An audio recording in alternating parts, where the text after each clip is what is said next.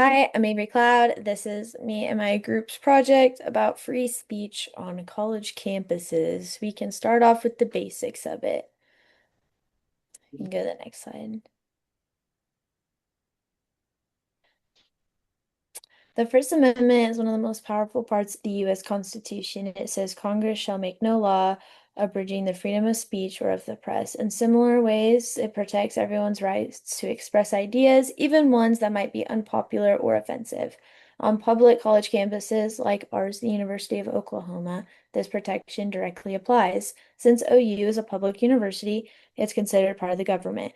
It cannot be silenced because administrators or students disagree with it. Of course, there are very much limits to these powers. Speech that's considered threatening, harassment, or direct incitement can't be protected.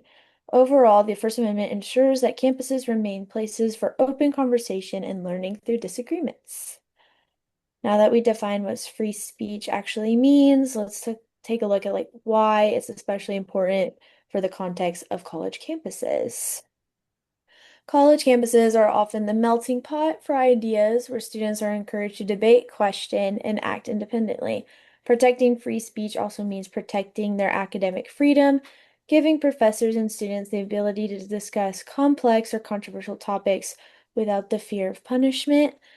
When speech is restricted way too much, it can create something called a chilling effect where people stay quiet out of fear of backlash or, in these modern times, cancel culture.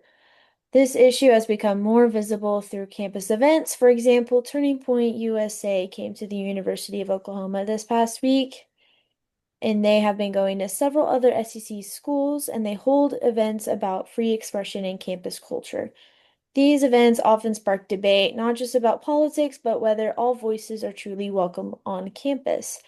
To really understand why we got to this point, it helps us to look back at where campuses found free speech debates going on and how they've evolved over time.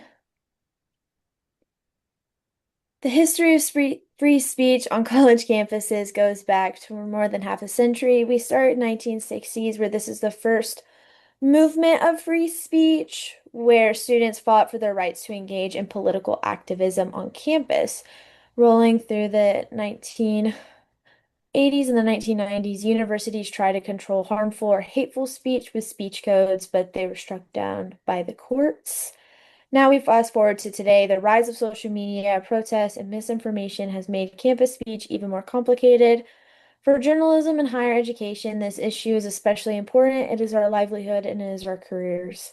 Journalists rely on the same freedom of expression that students and professors do. If universities start limiting what people can say, it threatens our development for critical thinking and the ability for us to truthfully report. Defending free speech on campuses isn't about protecting opinions, it's about protecting the future of open conversation, education, and our democracy itself. In turn, understanding the First Amendment and how it applies to college campuses helps give us a reason for why expression is essential. It's not just legal, but it's for the health of our school's development, our media, and even our society today. Perfect. My name's Shayna, and I'll be talking about the examples of campus free speech conflicts and the triggers of it. My first example that I found was the UCS canceling its valedictorian speech because of safety concerns. The next one was pro-Palestinian protesters arrested at Columbia University.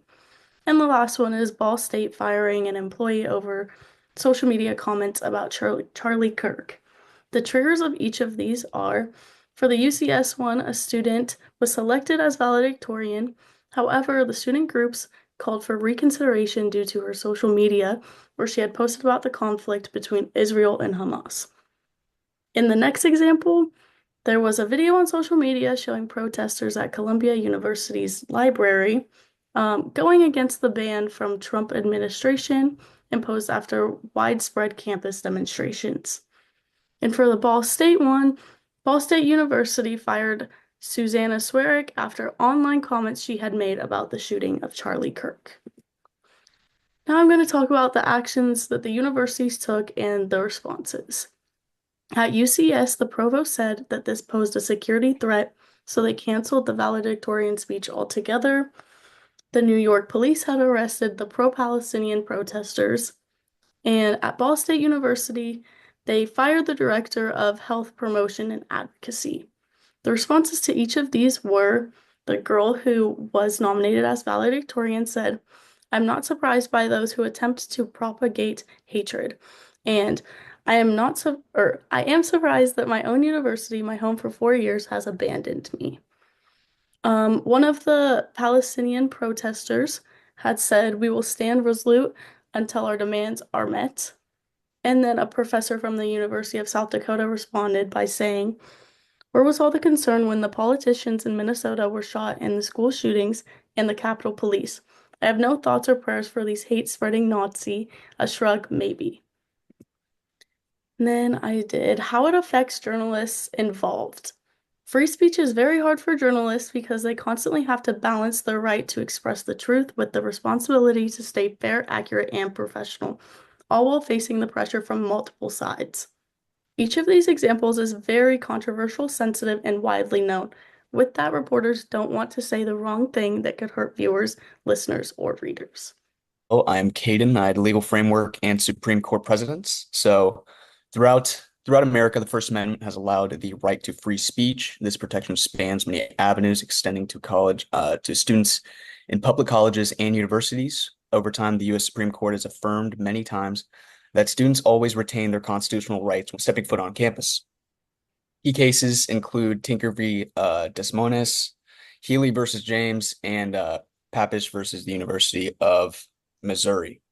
The court cases named have helped in defining the boundaries of student expression, highlighting that speech cannot be restricted on the basis of it being unpopular, offensive, or controversial toward the views of their university. Landmark decisions such as the ones stated continue to shape how college campuses balance free expression while continuing to maintain order within educational goals. So Tinker v. Des Moines, sorry if I'm not saying that correctly, by the way. So the background behind this was Mary Beth Tinker, John Tinker, and Christopher Eckhart conducted an act of peaceful protest against the Vietnam War by wearing black armbands. School officials suspended them, arguing that this protest could cause disruption. Legal issues and questions were the students' First Amendment rights violated by the school when punished the group by wearing the armbands in a form of a political expression.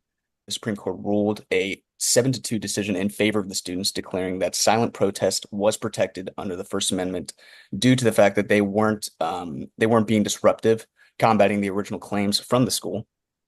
And then Papish versus the University of Missouri. The background behind this was Barbara Papish was a graduate student studying journalism at the University of Missouri who was expelled for distributing an underground newspaper throughout the campus. Its contents included a political cartoon of police officers committing graphic and offensive acts on the Statue of Liberty. The university claimed that her actions violated university policies. So the legal issues in question for this one was Papish's First Amendment rights violated by her expulsion for distributing the material that was offensive but not disruptive. So the Supreme Court ruled that a 6-3 decision in favor of Papish, declaring that public universities can't punish students for indecent or offensive material, which would be a violation of First Amendment rights. And then Healy versus James, the background of this one, Douglas Healy, Frank Consentio, and David Walker studied at the Central Connecticut State College. They were seeking official recognition for their campus chapter, Students for a Democratic Society, a political organization known for racial activism. College president Dr. James denied approval for their recognition due to concerns towards the philosophy leading to campus disruption. And the legal issues in question was the college's refusal in recognizing the student-led group violating First Amendment rights for free speech, association, and assembly. The Supreme Court declared they arrived at a unanimous ruling in favor of the students, declaring that public colleges can't deny student groups recognition solely based on the fear of potential disruption without concrete evidence. So these landmark cases clearly confirm students' First Amendment rights cannot be lost when stepping foot on college campuses. Through political views, formation of student-led organizations, or distributing controversial/offensive opinions, Students are protected as long as their actions, the actions that they commit aren't substantial disruption or a violation of current content neutral rules within the university. And the decisions such as these are continuing to create a balance between the freedom and expression and institutional authority in America's educational system. Hi, my name is Brooke, and in this slide, I'm going to be talking about modern challenges to free speech on college campuses. So social media spreads opinions quickly, but it also grants immediate access to news, which can be a really good thing, but it's also amplified backlash, harassment, bullying, and doxing. Universities have the responsibility to protect students' rights to express themselves while also keeping campuses safe from hate speech and harassment. So social media's impact on college speech has played like a huge role, and here are some of the ways that it has impacted college speech. There's growing political polarization, the rise of social media and cancel culture, campus speech being shifted from in-person to online platforms, and online harassment, like I was saying, of doxing of students and faculty, and also pressure on university campuses to create a safe space. And then I also talked about the Knight Foundation's research that they did, saying that fewer students now than in 2016 say discussion on social media is usually civil.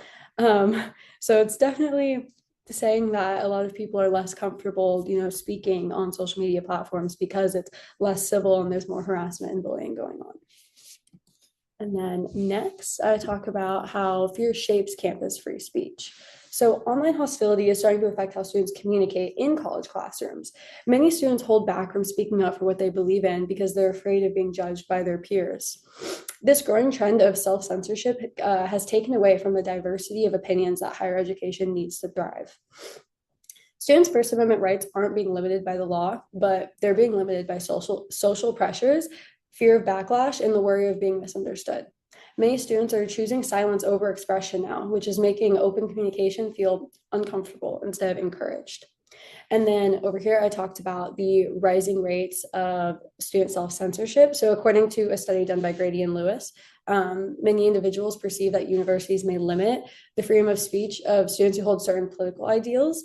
That's pretty much talking about, in this article, how people with certain political viewpoints may not speak up as much because they feel like they're going to get harassed for it, and like vice versa. I feel like it goes from both sides. And then who shapes campus speech?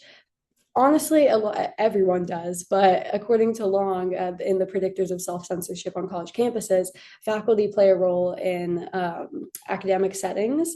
And then students also appear to be the biggest contributors. And across the US, colleges' speech climates are poor. So, and that's because of self-censorship and discomfort expressing views, because it's pretty common now. And then next, I talked about the possible solutions and campus approaches. College administration should work together to find ways to protect free speech while keeping a respectful and welcoming environment for everybody. Excuse me. When students and teachers have open conversations, it helps people feel safer sharing different opinions, and it also can influence more people to start speaking up for what they believe in instead of staying quiet and censoring themselves. Positive solutions can help campuses build community and make sure that every student feels that their voice matters. So for balancing free speech, I just threw out some ideas. Universities can host speakers that discuss how to respectfully debate while encouraging dialogue even when there is a disagreement. Administration can set clear standards that protect free speech while addressing the harassment and discrimination, because addressing the issue is definitely a very, very important step.